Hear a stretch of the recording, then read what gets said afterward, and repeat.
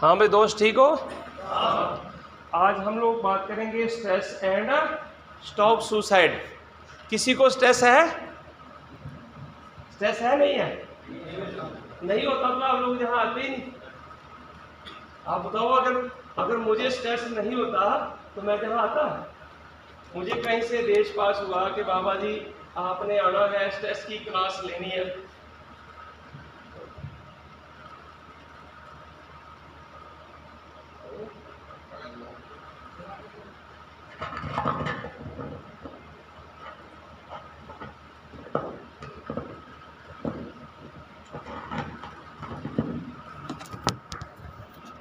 अगर मुझे स्ट्रेस नहीं होता तो मैं जहां आता नहीं आता ना, इसलिए स्ट्रेस है। स्ट्रेस की जरूरत है कोई आदमी। पहली बात तो मैं आपसे रिक्वेस्ट करूंगा कि बस मैं आपसे रिक्वेस्ट करूंगा कि जब बाबा जी, पंडित जी, मौलवी साहब रिलीजियस टीचर आ जाते हैं तब आपने बिल्कुल फ्री स्टाइल बात करना है, ठीक है? आज मैं आप लोगों से मिलने आया हूं, आपने शर्माना नहीं है कि आपको एसएम साहब क्या कहेंगे, आपको कमांडर साहब क्या कहेंगे, आपको कोई कुछ नहीं कहेगा। आपने जो बोलना है बिल्कुल खुल करके बोलना है, ठीक है? स्ट्रेस की जरूरत है नहीं है? जरूरत है ना? स्ट्रेस की जरूरत है। अगर स्ट्रेस नहीं होगा तो हम अपने बिस्तर से उठेंगे नहीं। स्ट्रेस नहीं होगा तो हम जॉब करेंगे क्यों करेंगे? हमें स्ट्रेस है ना कि हमने कुछ पैसा कमाना है, बच्चों को सेटल करना है, अच्छी एजुकेशन देना है ना? इसलिए स्ट्रेस की जरूरत है। स्ट्रेस दो किस्म की होती है। हाँ, बता सकता कोई कौन सी होती है? हाँ, okay, very good. Positive stress और नंबर 2 नेगेटिव स्ट्रेस। दो किस्म की स्ट्रेस होती है। पॉजिटिव स्ट्रेस क्या होती है? जैसे मान लो अभी जंग का समय आ गया, हम बॉर्डर पे खड़े हैं, मैं आपके सामने खड़ा हूं और आदेश मिल चुका हमें कि सामने दुश्मन है, हमने मूव करना है। तो मैं आपको बोलूंगा, हाँ भाई, जो आपने कसम खाई थी अब वो कसम निभाने का समय आ गया है। जिस ग्रंथ की हमने कसमें खाई है वो ग्रंथ हमें उपदेश देता है, गगन दमामा बाजो पर्यो निशाने गाओ। भक्त कबीर जी का शब्द है गुरु ग्रंथ साहब में। वो कहते हैं जब जंग के मैदान का नगारा बजे तो क्या करना चाहिए? पर्यो निशाने गाओ। एक गोली, बोलो भाई, एक गोली, एक गोला एक टारगेट, एक गोला एक टैंक। ये कंसेप्ट किसका है? ये हमारे धर्म का कंसेप्ट है, हमारे रिलीजन का कंसेप्ट है। गुरु ग्रंथ साहब के अंदर लिखा है कि जब भी जंग के मैदान का नगारा बजे निशाने लगा लगा के वार करना। एनर्जी भी वेस्ट नहीं करनी, अम्युनिशन भी वेस्ट नहीं करना। गगन दमामा बाजियो पर्यो निशाने गाओ। खेत जो मांडियो सूरमा, जो सूरमे ने जंग का मैदान कब्जे में ले लिया, अब जूंझन को दाऊ। सिर्फ जूझने का चाव होना चाहिए कि अब हमने सिर्फ जूझना है। ये नहीं कि मार का बहाना लगा के छुट्टी निकल जाए। एक चीज याद रखो, जब हम कहीं मदर मार का बहाना लगा के छुट्टी निकल जाते हैं तो आप घर पहुंचोगे तो पक्का आपको मदर वहां मार मिलेगी। क्यों पता? जिस ग्रंथ पे हमने हाथ रख के शब्द ली है, हमने वहां कई कुछ बोला, ईमानदारी से रहेंगे, वफादारी से रहेंगे, अग्नि के रास्ते, पानी के रास्ते, हवा के रास्ते जाएंगे। तो जब आप झूठ बोल के जाते हो तो आप कसम को तोड़ देते हो उस समय। इसलिए गगन दमामा, पॉजिटिव स्ट्रेस क्या देख रहे हो? गगन दमामा बाजियो पर्यो निशाने गाओ, खेत जो मांडियो सूरमा, अब जूंझन को दाऊ। जब जंग का मैदान हमने कब्जे में ले लिया, अब सिर्फ जूझने का चाव होना चाहिए। सूरा सो पहचानिए। सूरमा कहां पहचाना जाता है? घर में बड़ी बड़ी बातें करके, जंग के मैदान के अंदर। सूरा सो पहचानिए जो लड़े दीन के हेत। दीन हमारा सेना का धर्म क्या है? हर मैदान फतेह। जो भी मैदान हमें मिल गया उसको हमने फतेह करना, हमारा धर्म ये है। सूरा सो पहचानिए जो लड़े दीन के हेत। वो लड़े कैसे? पुरजा पुरजा कट मरे कबू न छाड़े खेत।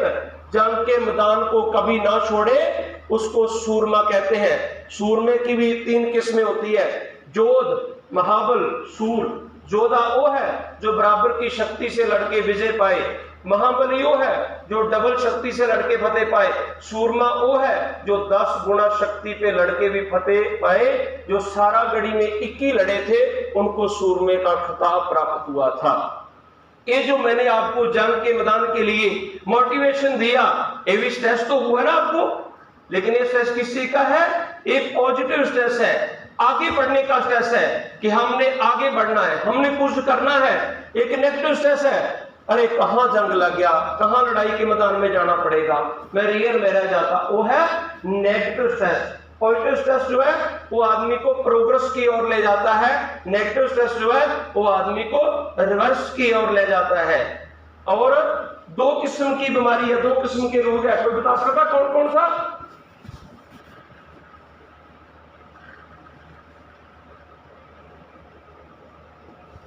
आपको मेरी हिंदी समझ आ रही है? मैं कोशिश करूंगा, लेकिन पंजाबी आदमी कितना भी कोशिश करे बीच में पंजाबी के शब्द मिक्स हो जाते हैं। समझ लेना, जहां नहीं समझ आए वहां रोक के पूछ लेना। शारीरिक रोग और दूसरा कौन सा रोग होता है?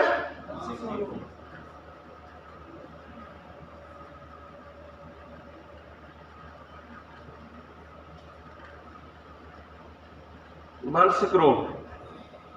और ये जो मानसिक रोग है ना, आज हम कौन से रोग की बात कर रहे हैं? मानसिक रोग की बात कर रहे हैं। ये दोनों आपस में मिक्सिंग है। जैसे हम कह सकते हैं कि ये जो है इसकी ये जो है इसकी जननी है, अगर स्ट्रेस होगी तो फिर इस ऐसी बीमारियों को जन्म देती है। सुसाइड कौन करता है? जो ज्यादा स्ट्रेस में होगा। उसके विषय को मैं बाद में आऊंगा। मानसिक रोग की बात करते हैं।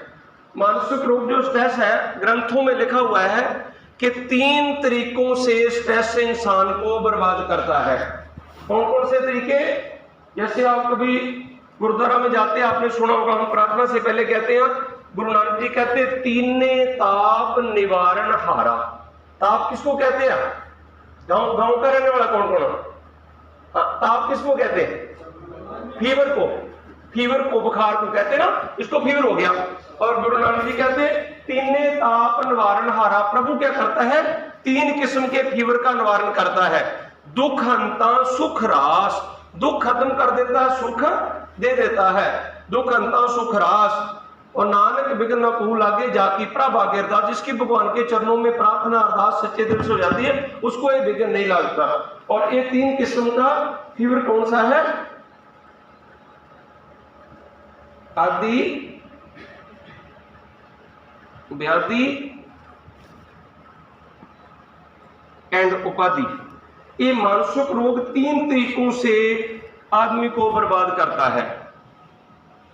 स्ट्रेस, जब आदमी को तनाव होता है, और इसके हम सब लोग जिम्मेदार हैं।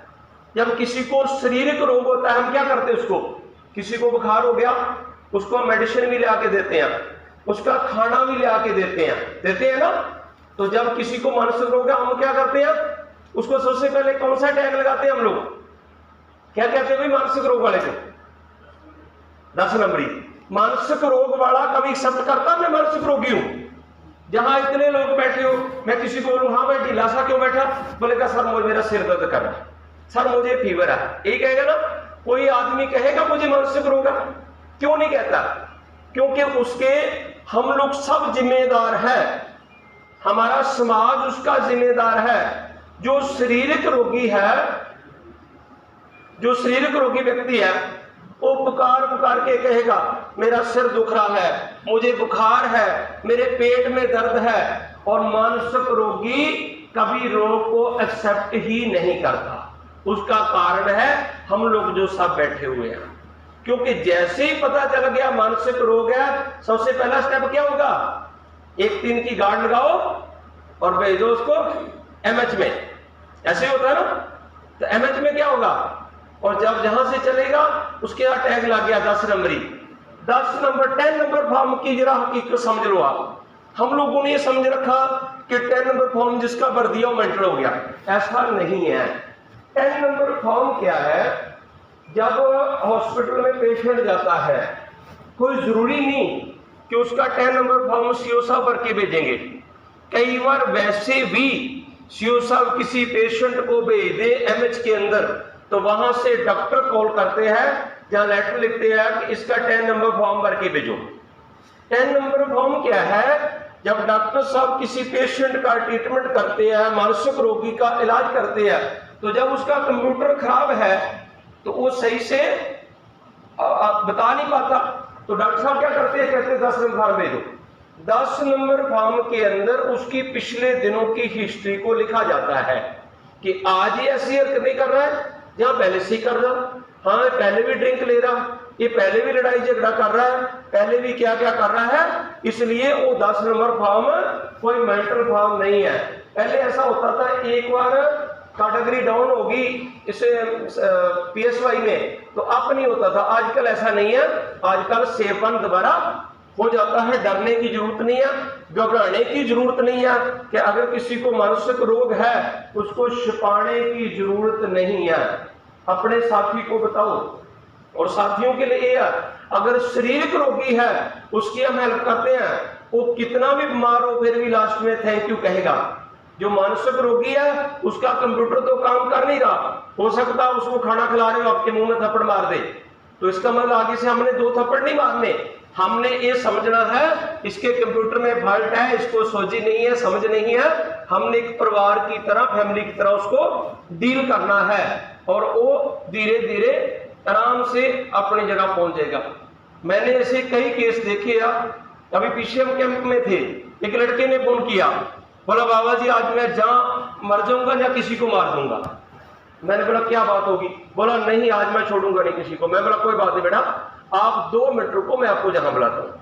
मैंने उसी समय शिवा को बताया और उसको बुलाया और गुरुद्वारा में रखा 1 महीना।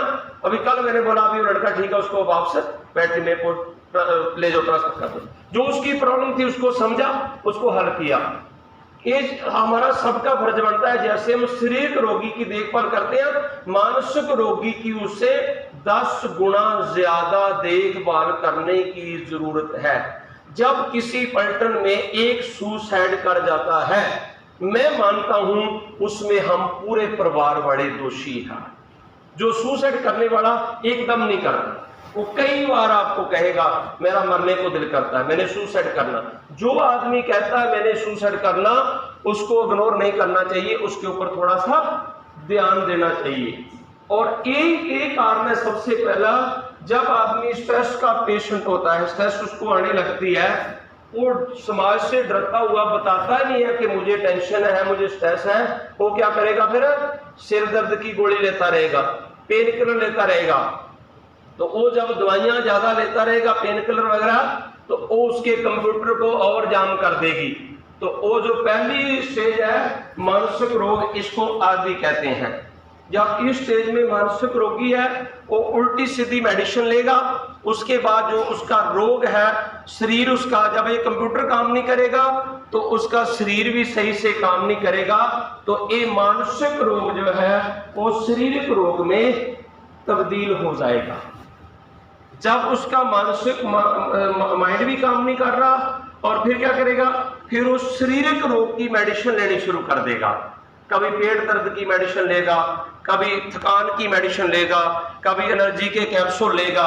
ऐसे करते करते तो ये जितनी मेडिसिन हम लेते कहाँ असर करती है? ये सारी की सारी यहाँ इसी कंप्यूटर में असर करती है। पेन किलर खाने से पेन रुकती नहीं है, उस नस को सुन कर देती है, जो हमें मैसेज देती है कि आपके जहां समस्या है, प्रॉब्लम है, इसलिए पेन किलर ज्यादा यूज नहीं करनी चाहिए। जब ये मानसिक रोग शारीरिक रोग में पहुंच जाता है तो शारीरिक रोगी होके फिर मेडिसिन ज्यादा यूज करने लग जाता है, तो उसका इफेक्ट पड़ जाता है इसके ऊपर सबसे ज्यादा। तो ये जो इंजन है इसका, कंप्यूटर है, ये बुरी तरह फेल हो जाता है। फिर पहले मानसिक तौर पे बर्बाद किया स्ट्रेस ने, फिर शारीरिक तौर पे बर्बाद कर दिया, फिर ये अपने परिवार को देख रेख नहीं कर सकता, तो घर के अंदर कला क्लेश रहने लग जाता है। इसलिए जो ये मानसिक रोग है, स्ट्रेस है, ये 3 तरीकों से आदमी को बर्बाद करती है। मानसिक तौर पर, शारीरिक तौर पर, पारिवारिक तौर पर और सामाजिक तौर पर भी इसका बहुत बड़ा नुकसान हो जाता है। और इसी से ही अगर हम विचार करें तो ये जो दूसरा हम सुसाइड की बात कर रहे हैं, आमतौर पे पलटनों में एक चीज मिल जाती है।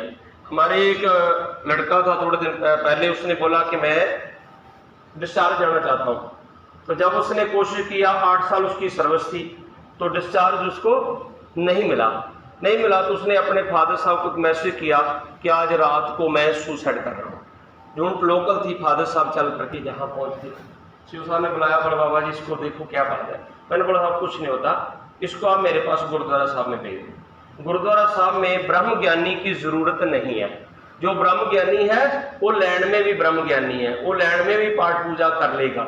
एक आदमी पाठ पूजा करने वाला रहने दो, एक आदमी वैसा रहने दो मेरे पास जो आपसे नहीं संभलता। 2 आदमी तो गुरुद्वारा में रहते हैं। उपनिंदर सिंह उसका नाम है।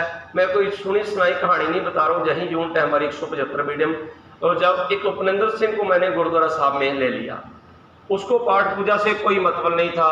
मैं दूसरे जवान को बोल दिया इसको फालतू कोई ज्यादा कुछ बोलेगा नहीं, ठीक ठाक रहा। फिर मैंने उसकी परेशानी को जानने की कोशिश किया। आज हमारी समस्या क्या है?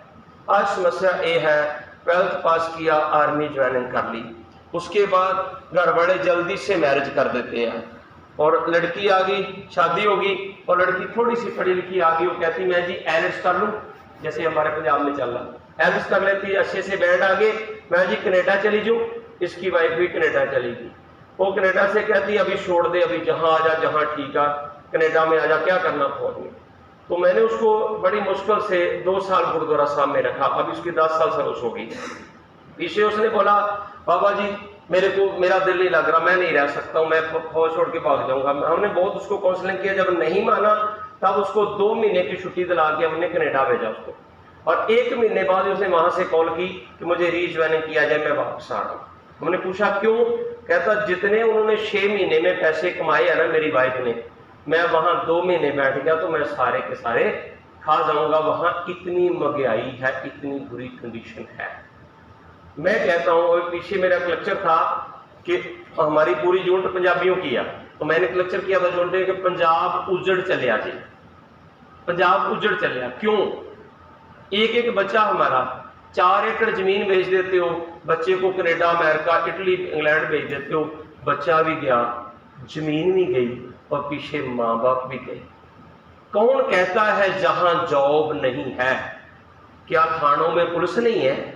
थाने में थानेदार नहीं है? तहसील में तहसीलदार नहीं है? आर्मी के अंदर ये सोल्जर नहीं है? ये कहीं आसमान से तो नहीं आते ना, टपकते ना, यहीं से आते हैं ना। और एक हमारी नेगेटिव धारणा है पंजाब के अंदर जो आजकल चल रहा, मैं बोलता हूँ, अरे जी हमारे डीसी बाहर से ले आके बैठा दिए सिर पे। वो डीसी बैठेंगे जब आप लोग अपने पैदा होते बच्चे को बोलेंगे मैं आपको कनेडा भेज दूंगा, मैं आपको अमेरिका भेज दूंगा, तो डीसी तो कहीं से ले आके लगाना पड़ेगा ना। हमें जहां पढ़ा लिखा मिलेगा, यूपी में, बिहार में, बंगाल में, सरकार तो चलानी है, उसको लाना पड़ेगा वहां से। इसलिए मैं एक सलाह देता हूं, आर्मी एक गुड जॉब है। मानते हो नहीं मानते? नहीं, बड़ा गुपचुप से मानते हो, जोर से नहीं मान रहे हो। आर्मी एक गुड जॉब है, और गुड जॉब के साथ साथ आर्मी एक यूनिवर्सिटी है, आर्मी एक कॉलेज है, आर्मी एक आगे बढ़ने की संस्था है। जो हमारे रिलीजन बताते हैं ना कि 84 लाख जूनी के बाद ये मनुष्य देही मिलती है और भगवान की प्राप्ति के लिए मिलती, सारे ये धर्म ही कहते हैं ना। धर्म क्या पता है ना? धर्म ना हिंदू बौद्ध है, सिख ना मुस्लिम जैन, धर्म चित्त की शुद्धता, धर्म शांति सुख चैन।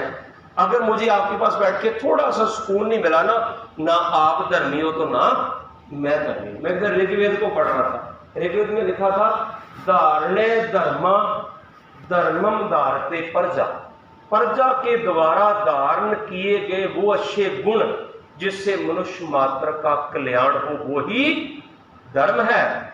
और गुरु नानक जी कहते दौल धर्म दया का पूत। जो माँ है, दया है वो माँ है, धर्म उसका बेटा है। जब आपका दिल किसी गरीब के लिए धड़कता नहीं है, किसी भूखे को लेके आपके मन में दया नहीं आती, दया माँ नहीं, तो धर्म कहाँ से पैदा हो जाएगा? आप धर्मी नहीं हो सकते। गुरु अर्जन देव जी कहते सबको छोड़ दे, एक ही सबसे अच्छा धर्म, उसको अपना ला। कौन सा धर्म?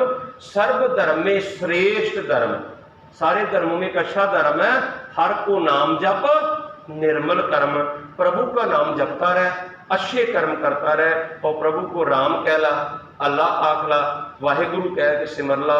माँ कभी नहीं कहती मुझे माँ क्यों नहीं कहा, अम्मी क्यों कहा, मैंने प्यार नहीं करना।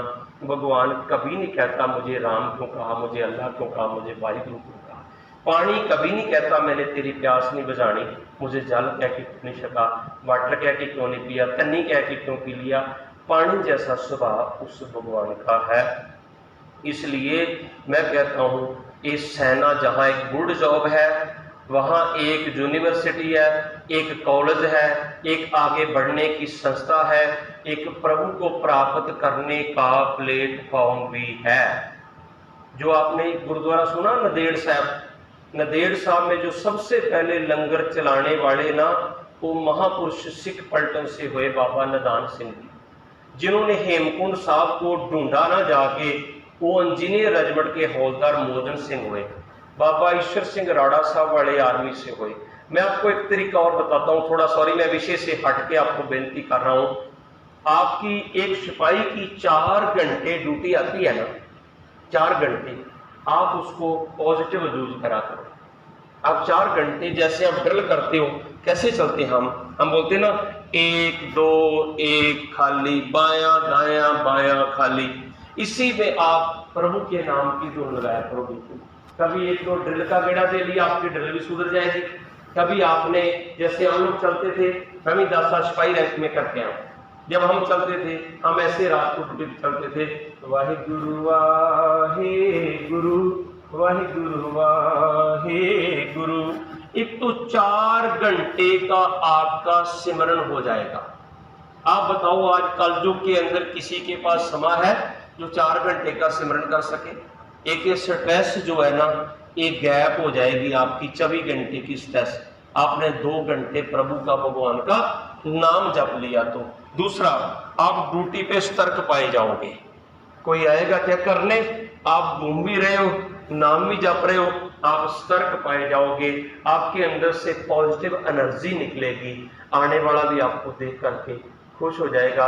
आपको पता ही नहीं चलेगा आपका 2 घंटे का समय कैसे और कब व्यतीत हो गया। इस स्ट्रेस की हम बात कर रहे हैं। इस स्ट्रेस जो है, इससे बचने का एक ही तरीका है। अब कई बार कहते हैं स्ट्रेस अभी है, अभी स्ट्रेस नहीं, स्ट्रेस पहले से ही है, लेकिन आजकल हमारा काम करने का रोजमर्रा का तरीका चेंज हो गया, इसलिए स्ट्रेस हमारे ऊपर हावी होगी। आजकल तो छोटे छोटे बच्चे कहेंगे मम्मा मुझे टेंशन मत दो, कहते हैं ना घर में, मम्मा मुझे स्ट्रेस मत दो, पापा मुझे स्ट्रेस मत दो। लेकिन क्यों कहते, इसका कारण क्या है? अगर स्ट्रेस आज आई होती तो हमारे बुजुर्गों को, गुरु साहबानों को कहने की जरूरत नहीं पड़ती। गुरु नानक जी कहते हैं, अभी देखो स्ट्रेस के भी 3 नाम हैं। इंग्लिश में है स्ट्रेस, हिंदी में क्या कहोगे? तनाव। और अगर मैंने उसको पंजाबी में कहना हो तो क्या कहूंगा, किसी को पता? पंजाबी में कहना होगा तो कहूंगा मैं चिंता। ठीक है, इंग्लिश में स्ट्रेस है, हिंदी में तनाव है, पंजाबी में चिंता है। तो गुरु नानक जी कहते हैं, नानक चिंता मत करो। बोले क्यों चिंता करती? चिंता तिस ही है। बोले चिंता तो उसको है तुम्हारी। जल में जन तो उपाय न तिना भी रोजी दे। 42 लाख जूनी जल के अंदर पैदा की, उनको भी रोजी दे रहा है। आप क्यों टेंशन ले रहे हो, क्यों चिंता कर रहे हो? क्योंकि चिंता से कोई मसला हल होता है? नहीं होता ना। मैं तो सिविल में जाके कहता हूं, हमारी सेना जैसी कोई संस्था नहीं है। गांव में क्या होता है, 10-10 साल तक लोग आपस में बात नहीं करते। चाचा जी ने मुझे वहां गाली दिया था, वहां मेरे पिताजी को गाली दिया था, 10-10 20-20 साल निकल जाते ना। फौज में कभी ऐसा सुना आपने? अभी कोई बात हुई, साहब ने 2 बात कही किसी को, 5 मिनट बाद दोबारा मिलेंगे तो क्या बोलेंगे हम? जैन साहब। बोलेगा हाँ बेटा ठीक हो? हाँ साहब ठीक है, काम खत्म हो जाता। अगर इस फिलॉसफी को हम सिविल में ले जाएं तो परिवार कभी टूटे नहीं। मैं कहता हूं सेना यूनिवर्सिटी, पता मैं क्यों कह रहा हूं? मैं जो प्रैक्टिकल किया मैं आपको वो बता रहा हूं। मैं थोड़ा सा आपको विषय से हटके बताऊं।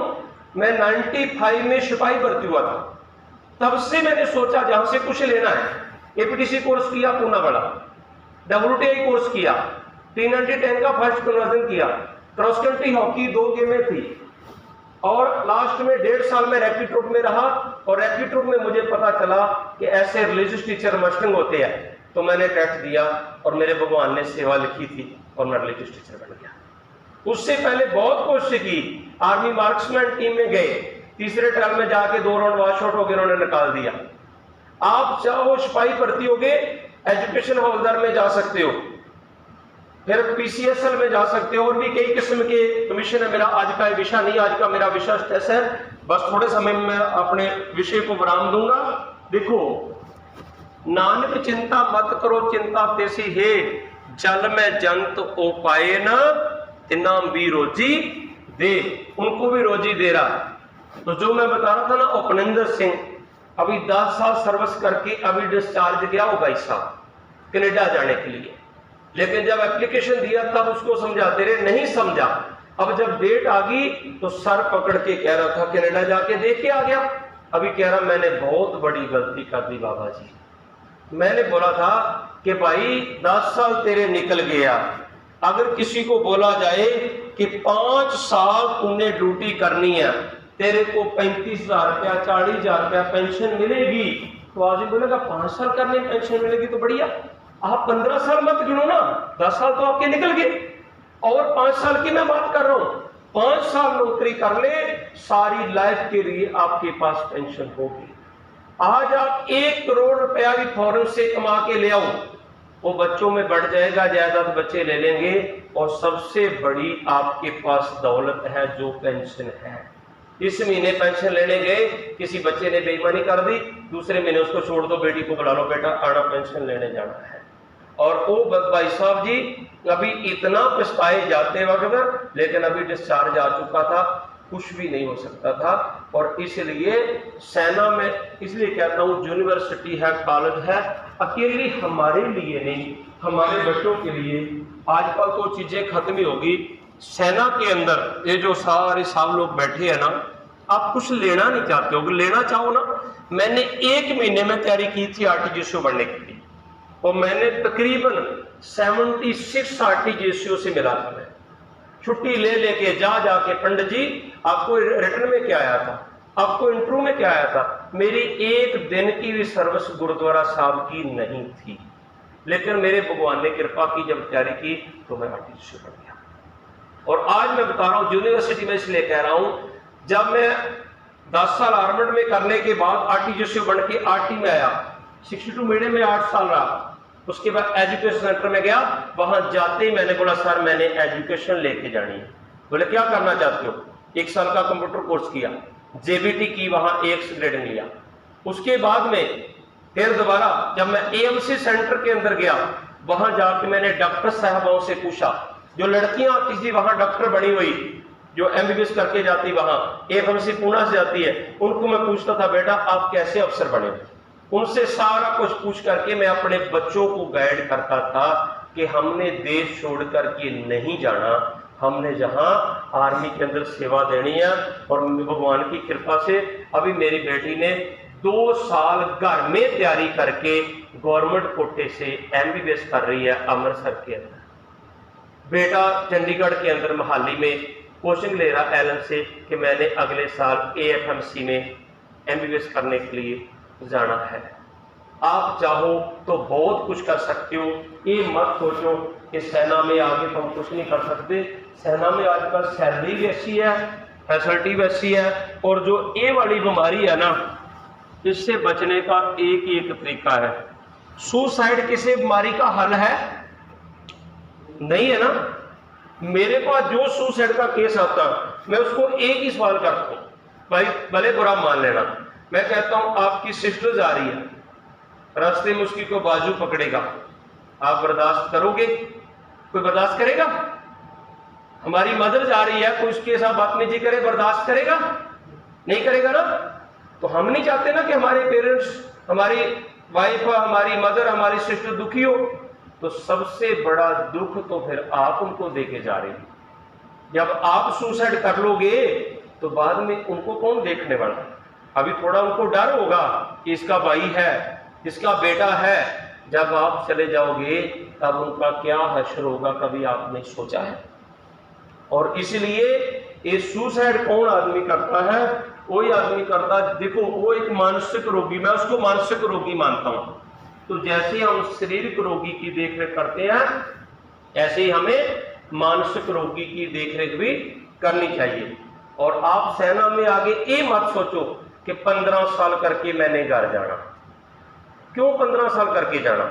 आप जब एक बार एंट्री करके ग्रेजुएशन करो, यहाँ आजकल तो सेना में बड़ी बड़ी अच्छी फैसिलिटी है, ग्रेजुएशन करो और आगे बढ़ो, अच्छी क्लर्क मेरे मास्टर, वो मेरा भी भतीजा भर्ती हुआ था और होते जाते सारी क्लर्क में चला गया, आर्मड रिकॉर्ड के अंदर अभी वो क्लर्क है। अभी मैंने उसको बोला अभी अफसर के लिए ट्राई करो और उसमें जाओ। छुट्टी जाते हो एलिट्स करो, आप एलिट्स फॉरेन जाने के लिए नहीं, एलिट्स में इंग्लिश बोलना सिखाते हैं। 3 बार हमारे भतीजे ने की थी और वो जाके क्लर्क मास्टर हो गया, अभी अफसर के लिए ट्राई कर रहा है। और मैं आप लोगों को यही बोलूंगा कि आप अपने बच्चों को अच्छा पढ़ाओ, इस देश के लिए कुछ करो। ये मत सोचो कि अकेली देश सेवा ही नहीं है कि हम आर्मी में ड्यूटी कर ली और देश सेवा होगी। देश सेवा जो बाकी और जगह है, जैसे तहसीलदार की पोस्ट है और सब इंस्पेक्टर की पोस्ट है, उसमें भी अपने बच्चों को भेजो। आप अपने बच्चों को सिर्फ 5 क्लास तक, 5th क्लास तक टाइम दो। अपने बच्चों को सिर्फ 5th क्लास तक टाइम दो। हमारी एक साइकी है गांव की कि दादी जी चले कहीं, बोला इसको भी तैयार कर दे, साथ ले जाती हूँ। बुआ जी चले, इसको भी तैयार कर दो, साथ में ले जाती हूँ। हम इससे बहुत दूर रहे, गांव से थे, लेकिन हमने साफ बिल्कुल बोल दिया कि बच्चे का स्कूल नहीं छूटेगा। शादी विवाह छूट सकता है, बच्चे का स्कूल नहीं छूटेगा, बच्चा स्कूल जाएगा। आप ये मत बोलो ये कौन सा बीए कर रहा है, एक दिन छुट्टी हो जाए क्या फर्क पड़ेगा। बीए वाले का अगर सिलेबस छूट गया ना तो वो कवर कर लेगा कल को या परसों को, उसको उस चीज की अवेयरनेस है। लेकिन इस बच्चे का छूट गया तो ये पीछे चला जाएगा। लेकिन आपका बच्चा 5th क्लास तक अगर अव्वल आने लग जाएगा, पहले प्रथम या सेकंड स्थान पर, उसको फिर तांग हो जाएगी, खींच हो जाएगी, आपका फिर पल्ला पकड़ लेगा, पापा मेरी ट्यूशन खा दो, दूसरा बच्चा मेरे से आगे जा रहा। हमने यही किया। मेरी बेटी 98% नंबर लेके 12th में पास हुई थी। 3 गोल्ड मेडल है डिस्ट्रिक्ट से उसके पास और एक पंजाब स्टेट से इंग्लिश स्पीकिंग अवार्ड है। और मैं आपको बता रहा हूँ जिसके बच्चे अभी 9th में आ या 10th में आ, जो बच्चे मेडिकल रखने का शौक रखते हैं, उनके लिए मैं आपको पॉजिटिव बताता हूं। आप उसको 11th 12th में एलन में डाल दो, घर में मत रखो। मेरा बेटा एलन में गया ना, वो कहता पापा एलन वर्गी कोई संस्था नहीं है और कोई लोड नहीं है। एलन में आपकी जो पैसा जाता उसकी इंस्टॉलमेंट बन जाती है, किस्त बन जाती है 14,783 रुपए। एक साथ आपको पैसे देने की कोई जरूरत नहीं है, उसमें वो इंटरेस्ट भी नहीं लेते कोई। और एलन बढ़िया है। और आप 11वीं 12वीं 2 साल एलन में उसको कराइए और वो एलन करते ही एएफएमसी पूना में चला जाएगा, जहाँ एम्स दिल्ली में चला जाएगा। बहुत बढ़िया है। कोविड के दौरान हमारी बेटी ने 12th की थी, तो हमने बेटी को आकाश से एक पैकेज लेके दिया 20,000 का 1 महीने का 12th करते करते। और उसने जब टेस्ट दिया नीट का तो 250 नंबर उसने लिए 12th करते नीट का जब दिया था। उसके बाद उसको हमने 1 साल के लिए एलन से लेके दिया 90,000 में ऑनलाइन, और तब उसने 445 नंबर लिए और हमें सीट मिली सिख मिनोरिटी से गुरु रामदास कॉलेज अमृतसर में। लेकिन उन्होंने बोला कि जैसे आपको बता रहा हूँ, जो अपने एसएम साहब थे उनके दोनों बच्चे डॉक्टरी पास हुए ना, पहले में कोचिंग संस्थान है, बेसिकली उसका हेडक्वार्टर कोटा में है। ये LLEL आप लोग टाइप करना। उन्होंने एसएम साहब के दोनों बच्चे, साहब के दोनों बच्चे MBBS क्लियर किए, MBBS डॉक्टर। एलएन कोचिंग संस्थान, यहाँ प्रचार नहीं हो रहा है। एलएन जैसे बहुत सारे हैं, जैसे फिजिक्स वाला है, आकाश, बहुत सारे हैं, लेकिन एलएन सबसे टॉप पे है। तो उसके बारे में बता रहे हैं कि हवा में नहीं समझ में आए, एलियन में तो एलन को एसएम साहब के दोनों बच्चे, साहब के दोनों बच्चे, एलन से एक बात होगी, बाकी आपको जैसा बता रहे एलन है, आकाश है, हैरिस है, और एक फिजिक्स वाला है। मैं आपको उसी पे लेके आना चाहता था लास्ट। जैसे एक साल एलन से लिया तो 445 नंबर आगे ऑनलाइन लिया था कोटा से, और 445 नंबर आए तो SGPC का कॉलेज है गुरु रामदास कॉलेज, उन्होंने बोला फीस 75 लाख है, क्या आप या मैं 75 लाख रुपए आप ये कर सकते बच्चे का? नहीं कर सकते ना। तो मैंने दिल रखने के लिए बच्ची का बोला बेटा आप कर लो, मैं जमीन बेच दूंगा। बोले भैया के लिए क्या करोगे? मैं तब रिटायरमेंट आ जाऊंगा, थोड़े बहुत गवर्नमेंट दे देगी, कुछ लोन लेके उसको करा दूंगा, आप दोनों 5 एकड़ या 10 एकड़ भी जमीन ले लोगे। थोड़ा मोटिवेट किया मैंने। बेटी कहती नहीं पापा 1 साल चांस दो, मैं फ्री शीट लूंगी। 1 साल उसने अपने आप को एक रूम में बंद कर लिया, और जो फिजिक्स वाला साहब बता रहे थे ओनली 4200 रुपए में फिजिक्स वाला तैयारी कराता है, ओनली 4200 रुपए में। जो एल वाला ये ऑनलाइन 90,000 था, लेकिन 10,000 डिस्काउंट है आर्मी बस के लिए, 80,000 में हमें मिला था। फिजिक्स वाला से बेटी ने लिया 4200 रुपए में, फिर उसके आए 594, 2 साल ड्रॉप किया उसने, 594 आए। फिर हमें पंजाब के अंदर अमृतसर में सीट मिली। 19.5 लाख बच्चों में से 19.25 लाख बच्चा उससे पीछे था बेटी थे, तब उसको 23,000 रैंक था उसका, तब उसको बेटी को पंजाब के अंदर सीट मिली, और वहां 168 जो है वो फीस है, और टोटल 3 लाख का खर्चा है सालाना, और 5 साल का हो गया 15 लाख रुपया। और जैसे उसको 5 साल कंप्लीट होंगे और किसी भी एमएच में जाके इंटरव्यू दो, और मेडिकल अफसर की कैप्टन की पोस्ट में आप आराम से जा सकते हो, क्योंकि MBBS करने के बाद कैप्टन की पोस्ट मिलती है, जो AFMC पूना जाता है वहां लेफ्टिनेंट की पोस्ट मिलती है। लेकिन इतना है कि वहां की जो सिलेक्ट होते बच्चे वो IC होते हैं, ASS होते हैं, इनको बाद में टेस्ट देना पड़ता है। लेकिन बहुत बढ़िया है, मैं कहता हूँ आर्मी जैसी कोई संस्था नहीं है। मैं आपको और भी बताऊं, छोटा मुंह और बहुत बड़ी बात है। आप बोलोगे बाबा जी क्या बात करें। मैं सिविल में मेरे बहुत प्रोग्राम होते हैं, मैं सिविल में बहुत बड़ा गुरुद्वारा मेरे घर के पास, वहां मेरे कंटिन्यू सुबह का प्रवचन होता है जब छुट्टी जाती है। मैं अपने शहर वासियों को बोला हुआ है कि मैं पंजाब के अंदर एक वर्ल्ड लेवल का फ्री हॉस्पिटल खोलना चाहता हूं। वो कैसे खुलेगा? मैंने बोला हम अपने शहर के 10 बच्चे आर्मी में मेडिकल अफसर भेजेंगे, 10 की मैरिज होगी तो डॉक्टर से मैरिज करेंगे, पक्की बात है 10 के 20 डॉक्टर हो जाएंगे। तो 20 की जब 3-3 महीना छुट्टी होगी तो एक टाइम छुट्टी पर 5 डॉक्टर आराम से रह सकेंगे। हम गांव की पंचायतों को बोलेंगे इस गुरुद्वारा साहब की जमीन में 2-2 कमरे हर गांव बना के दो, कमरे बन गए। और मैंने सिविल स्टेजों में लोगों को कहता हूं, आज धर्म के नाम पे पखंड ज्यादा है। गुरु नानक ने लंगर किसके लिए लगाया था? भूखे साधुओं के लिए। हम जानते हैं ना, भूखे साधुओं के लिए। आज हम किसके लिए लगा रहे? रजे साधुओं के लिए। इसलिए हमें जलेबियों का लंगर लगाने की जरूरत पड़ी, इसलिए हमें रोडों पे लंगर लगाने की जरूरत पड़ी। जो भूखा होगा आप इस मंदिर में लंगर लगा दो, वो पूछ करके जहां पहुंच जाएगा। गुरुद्वारे का निशान साहब एक मैसेज देता है कि जहां आ तेरे को रोटी मिलेगी, अगर वस्त्र नहीं तेरे को वस्त्र भी मिलेंगे। और आज हमने रोडों पे लंगर लगाने की जरूरत क्यों पड़ी? जलेबियों के लंगर लगाने की जरूरत क्यों पड़ी? आज कोई कहे गुरुद्वारा में लंगर नहीं छकूंगा, मुझे शुगर है, मैं तला नहीं खाऊंगा, मेरा कैस्ट्रोल बढ़ रहा है, वो गुरुद्वारे मंदिर का लंगर ही क्या जिसको खा के कोई बीमार हो जाए। गुरुद्वारे का लंगर होना चाहिए सिर्फ पेट की भूख पूरा करने के लिए, दाल और रोटी का लंगर, सादा लंगर होना चाहिए।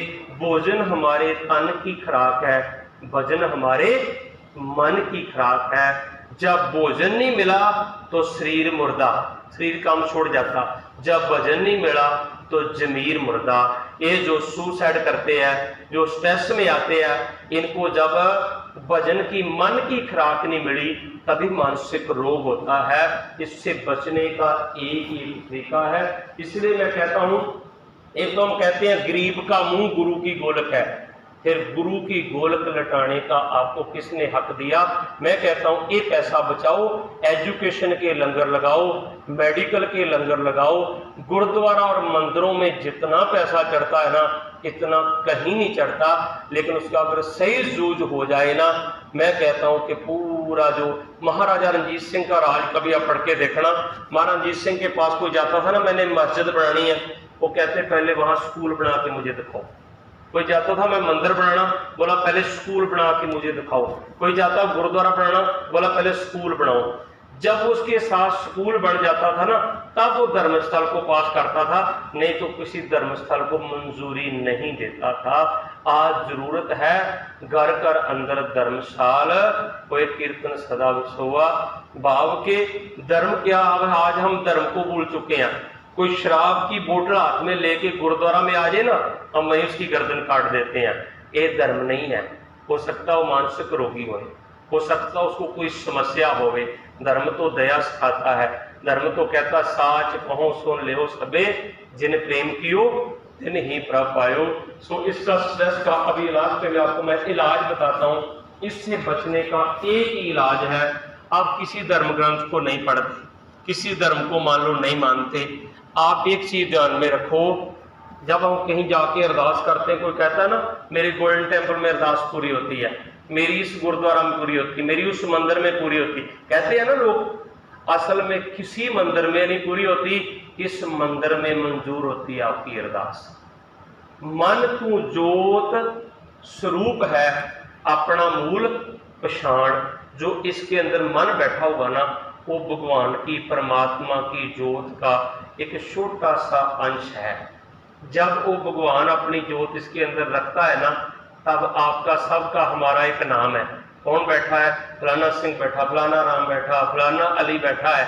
जैसे अपनी जोत अंदर से खींच लेता है, उसके बाद कोई कहता फलाना सिंह सोया पड़ा, क्या कहते? फलाना सिंह की डेड बॉडी है, कहते हैं ना। जब भगवान अपनी जोत अंदर से खींच लेता है, तुरंत एक क्षण के बाद कोई नहीं कहता फलाना सिंह सोया पड़ा। अभी हम सोते हैं तो कहेंगे फलाना सिंह हाँ सो रहा है, फलाना सिंह आराम कर रहा है। तो जैसे भगवान अपनी अंश को खींच लेता है, एक क्षण के बाद हम कहते हैं फलाना सिंह की डेड बॉडी है। इसका मतलब जो फलाना सिंह था वो भगवान की जोत रहने के साथ था। उसके अलावा ये 5 तत्व है, 5 तत्वों में विलीन हो जाएंगे, ये मिट्टी है। जब उसकी जोत अंदर है, मैं बोल रहा हूँ, चल रहा हूँ, फिर रहा हूँ, आप सुन रहे हो सारे, जैसे वो जोत खींच लेगा और ये वहीं गिर जाएगा।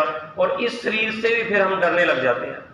डेड बॉडी के साथ कोई अकेला बंदा रहता नहीं रहता ना, उससे एक तो हम कहते हैं मिट्टी है, दूसरा हम उससे डरना शुरू कर देते हैं। तो इसलिए ये जब इसकी जोत अंदर रहने से हमारी कीमत है, हम बोलते हैं, चलते हैं, फिरते हैं। कोई कहता है किसी शरीर को इसको आइस में लगा दो खराब हो जाएगा, नहीं कहता ना। तो जैसे भगवान अपनी अंश अंदर से खींच लेता, क्या कहते हैं? इसको जाके मर्चरी में लगा के आ जाओ, इसको जाके पहले बर्फ में लगाते थे। तो इसका मतलब क्या समझते हो कि जब उसको हमारे साथ रहने से हमारी इतनी कीमत है, वो प्राण रूपी जो भगवान हमारे अंदर है, कभी उसके साथ रहना सीखो। ये स्ट्रेस जैसी बीमारियां अपने आप ही शु मंत्र हो जाएगी। सुबह उठ करके ना अपने बिस्तर पे बैठना, सुख आसन, सिद्ध आसन, या किसी आसन में भी आप बैठ जाओ, आरामदायक आसन में बैठना। बैठ के बाहर के नेत्र आप बंद कर लेना और ये सोच लेना कि जहां एक रेड कलर की छोटी सी लाइट जल रही है, बड़ी तीक्ष्ण जो लाइट जहां रेड कलर की जल रही है, आपने अंदर के नेत्र जो नजर है उसको आपने जहां टिकाना है। फिर आपने अपने प्राणों को देखना शुरू करना है। समास मेरा जहां से जहां गया, यहाँ पहुंच गया, अभी जहां से वापस आया, कभी जहां आ गया। इसको आपने 10 से 15 मिनट सुबह उठ करके देखना है। उन प्राणों के साथ 10 से 15 मिनट हम रह सकते हैं ना, जो हमारे साथ रहते हैं, उसकी कीमत है, इसकी कदर है। बस यही स्ट्रेस का सबसे बड़ा इलाज है। इसको योग मान लो, इसको भगवान के साथ रहना मान लो। सो मैं आपसे यही रिक्वेस्ट करूँगा, सेना की नौकरी बहुत अच्छी है, छोड़ के मत जाओ। अगर जाके बैंक के आगे राइफल लेके खड़े होना ना, तो इससे अच्छा तो मेरे भाई जहाँ ही और 2-4 साल कर लो। अगर आप छोड़ के जाना चाहते हो तो 5 से 10 बंदों को आप बेरोजगारों को रोजगार दे सको, तब मैं मानूंगा कि आप एक सफल इंसान हो। कम से कम 2-4 को भी आप बेरोजगार को रोजगार पे लगा सको, तब मैं आपको एक सफल इंसान मानता हूँ। नहीं तो आर्मी जैसी कोई संस्था दुनिया में नहीं है। हम लोग बड़ा जाके प्रचार करते हैं, मैं तो फंस गया हूँ, आप मत फंस जाना। तो मैं कहता हूँ फंस गया तो फिर इतने साल से क्यों करी जा रहा, एक क्यों नहीं आ जाता। इसलिए नेगेटिव प्रचार मत करो। मैं कहता हूँ एक राष्ट्रीय एकता, नेशनल इंटीग्रेशन की इससे बड़ी कोई उदाहरण नहीं मिल सकती, जहां हिंदू मुस्लिम सिख ईसाई किसी को कोई मतलब नहीं, हम सिर्फ सारे कौन हैं, फौजी है, हमारा धर्म फौजी है। और फौज ऐसी कोई संस्था नहीं है। अगर फौज ऐसी नहीं होती ना तो मैं अपने दोनों बच्चों को फौज में आने के लिए मोटिवेट नहीं करता। मैं तो जाके सिविल में, गुरुद्वारों में, स्कूलों में, कॉलेजों में लोगों को कहता हूँ आर्मी ज्वाइन करो, आर्मी के अंदर जाओ। इसका कारण एक ही है, जो आज समाज में कहते हैं ना कि जहाँ नौकरी नहीं है इसमें विदेशों में जा रहे हैं। नौकरियां है, पोस्टें तो उतनी है, कम तो नहीं हुई ना। आजकल तो सबको पोस्टें ज़्यादा होगी। पहले लोगों के 7-7, 6-6 बच्चे होते थे, आजकल एक एक बच्चा है, तो नौकरी तो उतनी है, वो तो कम नहीं हुई। लेकिन क्या है कि हमारी मेंटलिटी कम होगी। हम पैदा होते बच्चे को लोरी ये देते हैं, तेरे को कनाडा भेजूंगा, तेरे को अमेरिका भेजूंगा। वो पढ़ाई में बिल्कुल इंटरेस्ट छोड़ देता है कि मैंने तो 40-45 लाख लगा के कनाडा ही जाना है, और बच्चा भी गया, ज़मीन भी गई, एक बच्चा है। सो मैं आपसे एक गुजारिश करूंगा, और किसी भाई का कोई भी सवाल है वो पूछ सकता है। मैं अपनी वाणी को वहीं विराम देता हूँ। आप पूछिए, कोई है क्या? हाँ भाई, कोई है?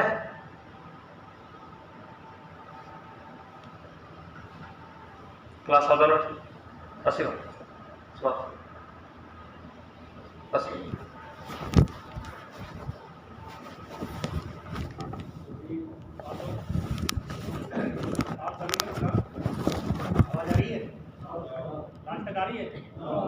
ठीक है, मैं 5-10 मिनट और दूंगा आप लोग को।